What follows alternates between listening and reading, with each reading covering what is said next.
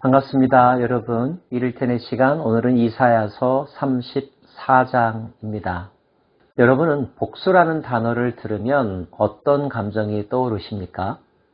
대부분의 크리스찬들에게 있어서 복수라고 하는 단어는 부정적인 이미지가 강할 것입니다. 뭔가 폭력으로 폭력을 해결하는 듯한 느낌이 들기 때문이고요. 또 하나님께서는 그의 백성들에게 복수를 금하고 있기 때문입니다. 하나님은 모든 것을 의로우신 재판관이신 그분께 맡기라고 말씀하시죠. 우리가 직접적으로 우리가 당한 일, 원통한 일에 대하여서 안갚음하는 것을 철저하게 금하는 것이 성경을 통하여 알 수 있는 하나님의 마음입니다. 그런데 여러분, 성경에는 우리에게는 복수를 금하시지만 하나님께서 복수하시는 장면이 나온다는 것 아십니까? 하나님의 복수, 뭔가 생소하고 잘 어울리지 않는 단어의 조합인 것처럼 보이죠? 그러면 이렇게 바꿔서 표현하면 어떨까요? 하나님의 응징, 하나님의 심판 말입니다. 하나님은 하나님의 때에 인간을 대신하여 복수하십니다. 죄를 응징하시죠. 그 날을 사람들은 종말이라고 말하죠. 구약에는 여호와의 날, 그날이라고 표현된다는 것 이미 말씀드렸습니다. 이사야서는 죄에 대한 심판의 모습들을 여러 곳에서 반복적으로 설명하고 있습니다. 한 국가나 민족을 특정하여 그러한 날이 일어나기도 하거니와 이 땅에 있는 모든 나라들, 모든 족속들에 대하여서도 그러한 날이 올 것을 말씀하고 계신데 34장이 바로 그와 같은 장이라고 이해하시면 됩니다. 열국이여 너희는 나와 들을지어다. 민족들이여 귀를 기울일지어다. 땅과 땅에 충만한 것, 세계와 세계에서 나는 모든 것들이여 들을지어다. 무엇을 들어야 할까요? 대저 여호와께서 열방을 향하여 진노하시며 그들의 만군을 향하여 분내사 그들을 진멸하시며 사륙당하게 하셨은즉 그 사륙당한 자는 내던진 바 되며 그 사체의 악취가 솟아오르고 그 피에 산들이 녹을 것이며 하늘의 만상이 사라지고 하늘들이 두루마리 같이 말리되 그 만상의 쇠자람이 포도나무 잎이 마름 같고 무화과 나무 잎이 마름 같으리라. 지역적인 심판, 복수가 아니라 우주적인 심판, 죄에 대한 하나님의 복수가 이루어지는데 땅과 하늘의 모든 것들이 그 심판 아래 놓인다는 것입니다. 이럴 때는 피할 구석이 없는 것입니다. 땅속도 안전하지 않고 이웃 나라로 가는 것도 해결이 될 수 없습니다. 하나님께서 온 우주를 통치하고 계시기 때문이죠. 여호와의 칼이 하늘에서 족하게 마셨은즉 보라, 이것이 에돔 위에 내리며 진멸하시기로 한 백성 위에 내려 그를 심판할 것이라.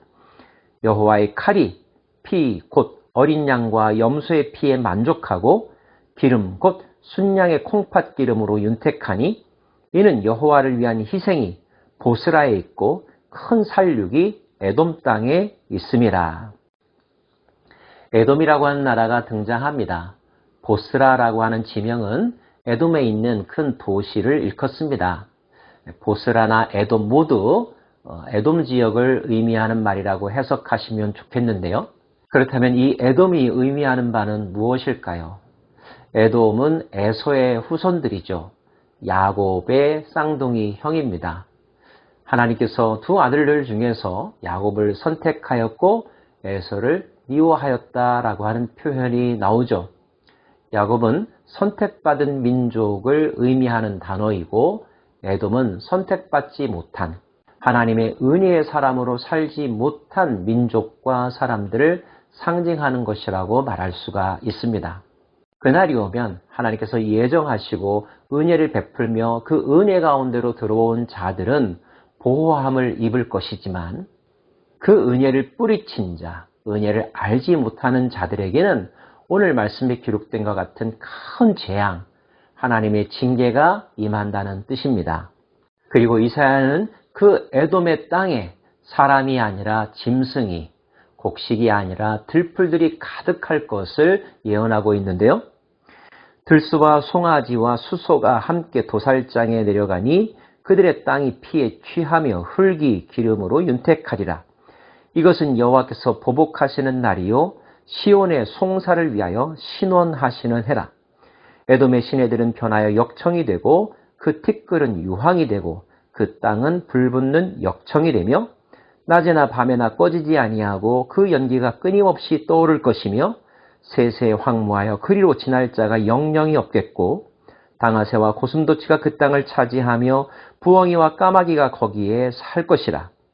여호와께서 그 위에 혼란의 줄과 공허의 추를 들이우실 것인즉 그들이 국가를 이으려 하여 귀부인들을 부르되 아무도 없겠고 모든 방백도 없게 될 것이요 그 궁궐에는 가시나무가 나며 그 견고한 성에는 엉겅퀴와 새품이 자라서 승냥이의 굴과 타조의 처소가 될 것이니 들짐승이 이리와 만나며 순념소가 그 동류를 부르며 올빼미가 거기에 살면서 쉬는 처소로 삼으며 부엉이가 거기에 깃들이고 알을 낳아 까서 그 그늘에 모으며 솔개들도 각각 제 짝과 함께 거기에 모이리라.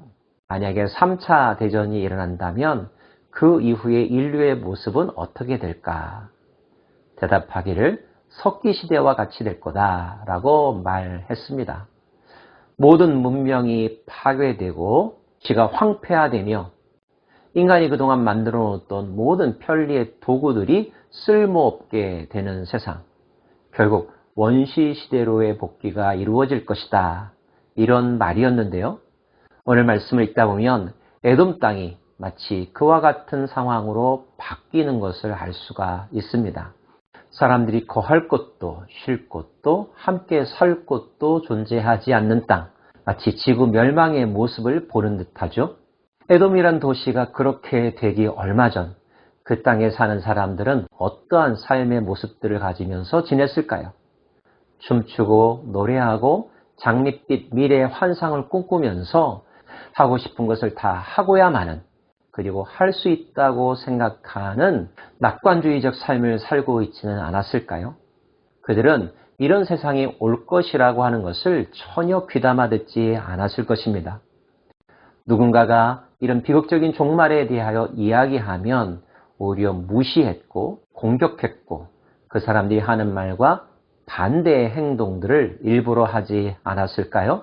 그런데 성경은 그들의 거짓된 확신이 아니라 하나님께서 하신 단호한 말씀이 그들의 미래가 될 것임을 분명하게 가르쳐주고 있습니다. 하나님의 심판 때의 이런 참혹함은 계시록도 동일하게 설명해주고 있죠. 왜 이런 모습들을 미리 보여주시는 것일까요? 깨어있는 자들로 하여금 그들의 미래에 대하여 준비하고 잘못을 바로잡고 하나님의 은혜의 백성, 하나님의 선택받은 자의 삶으로 돌아오라는 하나님의 초청일 것입니다. 무시무시한 모습의 종말에 관한 이야기를 들을 때 단지 공포심만 갖는 데서 끝나지 말기를 바랍니다. 하나님께서 우리에게 주시려고 하는 마음은 두려워하는 마음이 아니라고 했습니다. 그럼에도 불구하고 두려움을 주신다면 그 두려움을 가지고 구원으로 나아가라는 뜻이겠죠. 하지 말아야 될 것을 하지 말라고, 해야 할 것은 반드시 하라는 명령이 그 속에 담겨져 있지 않겠습니까? 하나님이 이렇게 할 줄 몰랐다. 뒤늦게 후회하면서 땅을 치는 사람이 되지 않기를 바라고요. 하나님이 진노하시면 얼마나 무서운지를 늘 마음속에 새기며 하나님의 마음을 아프게 하는, 그분을 진노케 하는 행동을 하지 않기 위해서 오늘도 깨어 말씀을 읽고 기도하고 성령의 인도하심과 그 보호하심 가운데 거하기를 애쓰는 저와 여러분 되기를 간절히 소망합니다. 기도하겠습니다. 심판하시는 여호와, 복수하시는 여호와 하나님이 계심을 마음속에 새깁니다.